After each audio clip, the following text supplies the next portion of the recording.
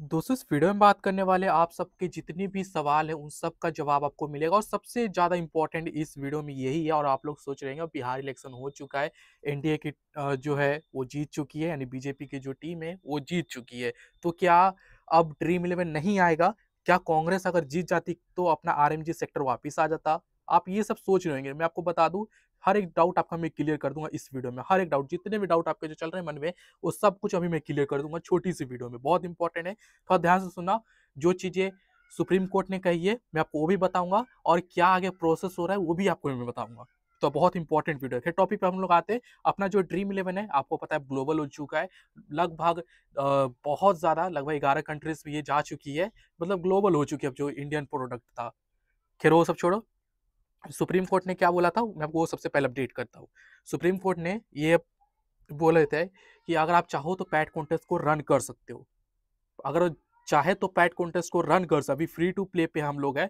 Free to play पे आप free में खेल सकते हो, रिवॉर्ड ले सकते हो। आप पैड नहीं रन कर सकते, बट अब सुप्रीम कोर्ट का कहना है कि आप पैड रन कर सकते हो। आप पैड रन कर सकते हो तो आपको लग रहा होगा कि क्या ही दिक्कत है, अब तो रन कर देना चाहिए। लेकिन एक्चुअली उनको दिक्कत आ रहा है आरबीआई की तरफ से। मैं जो कंपनी ने मुझे अपडेट दिया है मैं आपको वही चीजें शेयर कर रहा हूँ। आरबीआई अब दिक्कत कर रही है, पेमेंट गेटवे आरबीआई दे नहीं रही है, जिसकी वजह से आप पैसा डिपॉजिट नहीं कर पाओगे।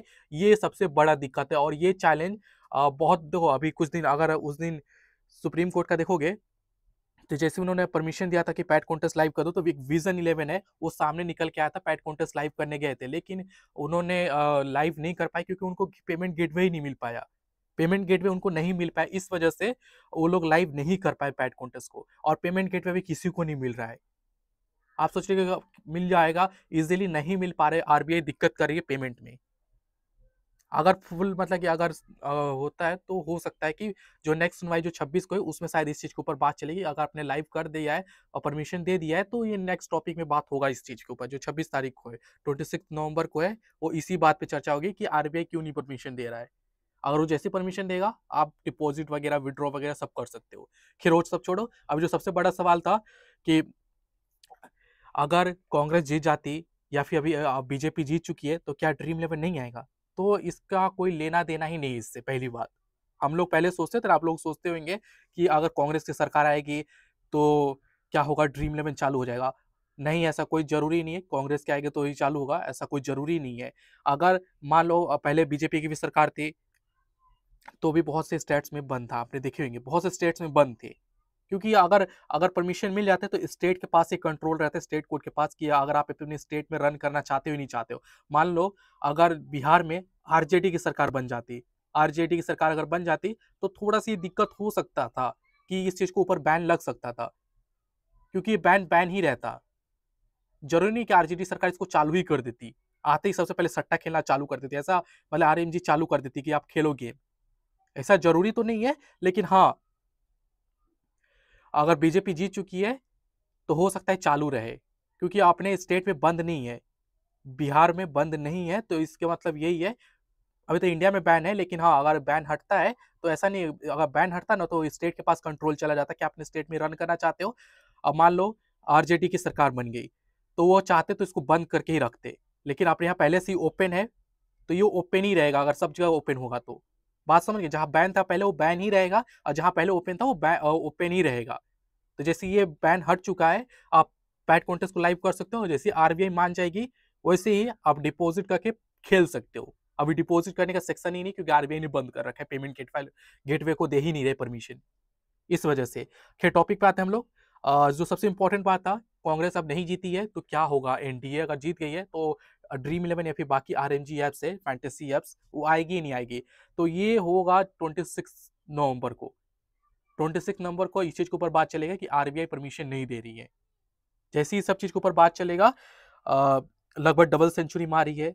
आपको पता है इंडिया ने डबल सेंचुरी मारी है, 202 सीट्स विन की है। 202 सीट्स, देखो 202 सीट्स विन की है।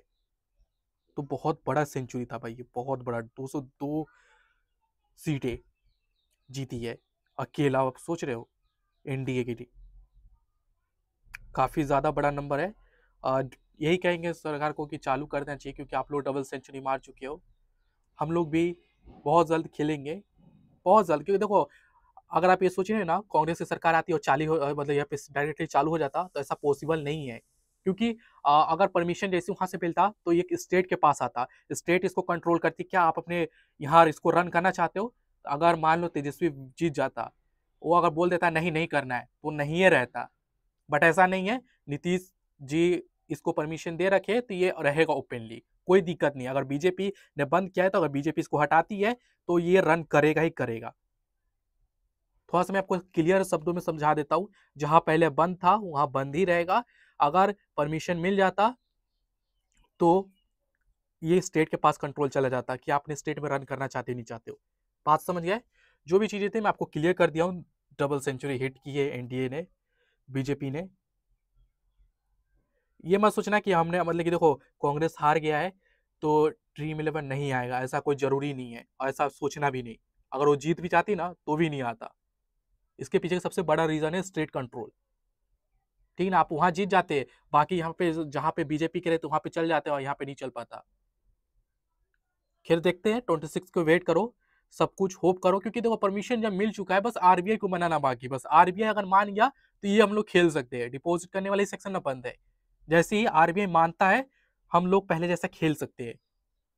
देखते हैं अभी क्या होता है।